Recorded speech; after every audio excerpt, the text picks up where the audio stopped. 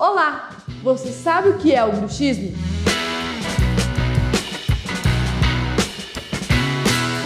Eu sou a doutora Andressa Trisotto, especialista em periodontia. O bruxismo é o ato de ranger e apertar os dentes, que é causado pelo alinhamento incorreto dos dentes ou por um fator emocional ou estresse. Como saber se eu tenho bruxismo? Só vai saber se tem bruxismo se alguém que dorme perto à noite vai escutar o barulho ou ao acordar vai sentir muita dor de cabeça todos os dias, dor nos músculos da face e às vezes dor em alguns dentes posteriores. Como tratar o bruxismo? Primeiramente, precisa fazer uma avaliação no dentista para poder ver se tem um alinhamento correto dos dentes. Se por um acaso os dentes não estiverem corretos na arcada, precisa fazer então o tratamento ortodôntico.